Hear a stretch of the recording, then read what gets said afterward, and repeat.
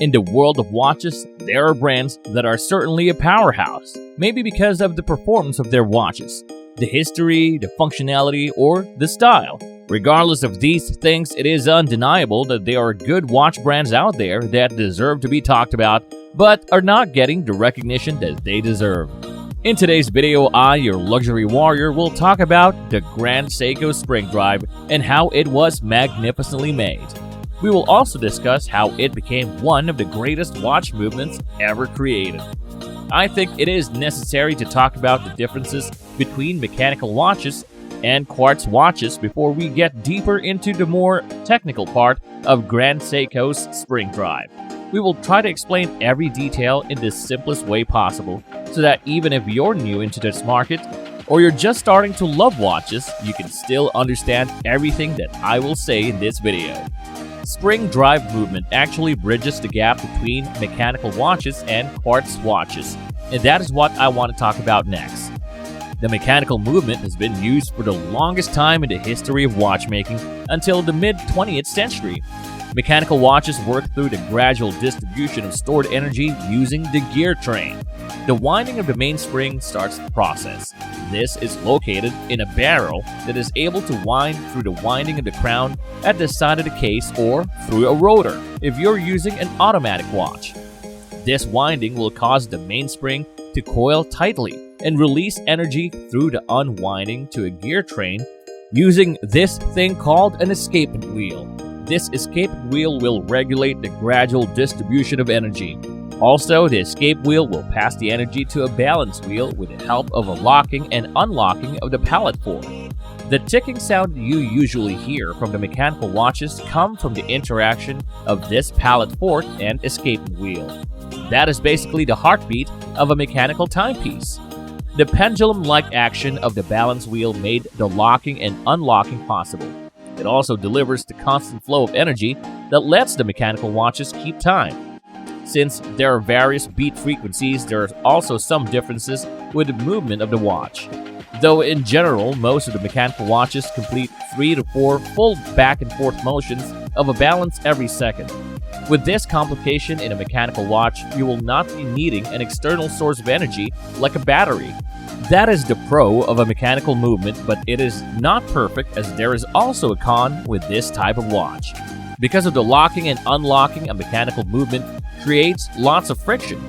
You will be needing service to deal with this downside after some time of using a mechanical watch.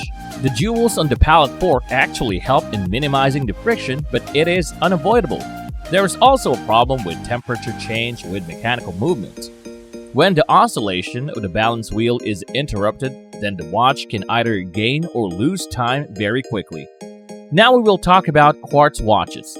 Seiko launched their first quartz watch-powered wristwatch in 1969.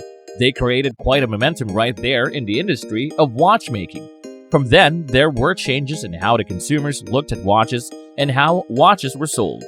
Compared to a mechanical watch, quartz watches use a battery in order to supply power to the watch itself. This movement made it possible for watches to achieve a certain level of accuracy with time. A small electrical charge that comes from the battery is passed on to an integrated circuit. After that, it is sent to a quartz crystal. This quartz crystal can generate an electrical charge as a response to the applied mechanical stress. With a quartz movement, the opposite is what will really happen. When the electrical charge from the battery reaches the quartz crystal, it will vibrate it up to 32,768 times every second. That frequency will be sent back to the integrated circuit. An electromagnetic impulse will then be delivered to the coils from the integrated circuit. These coils will cause the ticking of the second hand with the help of the rotor. The creation and development of quartz movement really affected the watchmaking industry. Right now, quartz movement is widely used in mass production. Since it is not as complicated as a mechanical movement, it is quite easier to produce. Obviously, the con with quartz watches is their need for an external power source of a battery. This brings us to the star movement of this video, which is the Spring Drive. This movement somehow combined the best features of both mechanical and quartz movement into a whole new movement. Who does not want to have an endless power supply and a top-tier accuracy of time into one movement? I will not forget to give credit to this amazing engineer who pioneered the spring drive movement in 1977, none other than Yoshikazu Akahane.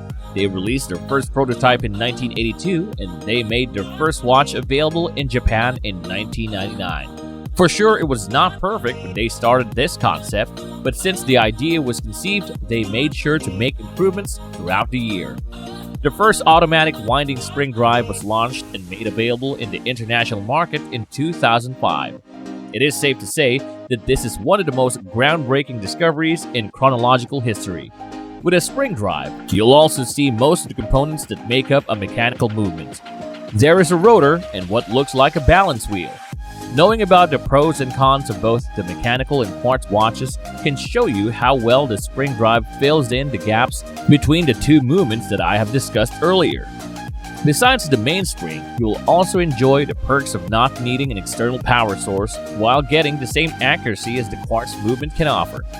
This was made possible through the integration of what they call the tri-synchro regulator. The spring drive is also powered through the uncoiling of a mainspring, just like the mechanical movement. Instead of an escape wheel, they equipped the spring drive with a tri-synchro regulator. This special element of a spring drive got its name from the three aspects that it helps to control. First is it helps in controlling the release of the energy from the mainspring. Second, it helps to convert a mechanical power from mainspring to electrical energy to the quartz. And lastly, it generates magnetic force to act as a frictionless brake to ensure an accurate timekeeping. Another change that we can notice is that they used a glide wheel instead of a balance wheel. The balance wheel moves back and forth while this glide wheel continuously rotates in one direction that is fitted with a magnet in a specific point. The magnet greatly helps in the conversion of the magnetic energy from the mainspring to small electrical charge. This small electrical charge will be passed on to the integrated circuit as well, then to the quartz crystal. This quartz crystal will produce the same amount of vibration that a quartz movement can offer. This vibration will also be sent back to the integrated circuit before it reaches the glide wheel. The glide wheel rotates 8 times per second while keeping accurate time. This development from the spring drive does not cause friction, and that means you do not have to regularly service your watch compared to other mechanical watches. You will also notice that when a watch has a spring drive movement, the second hand is smoothly moving without any ticking. As innovative as it is, I bet for the next few years, they will still be able to improve the spring drive. Well, I hope you learned something new with this video. Comment your thoughts down below. Don't forget to subscribe and hit that like button if you want to see more content like this one. And as always, prepare to suit up for more of our exciting videos.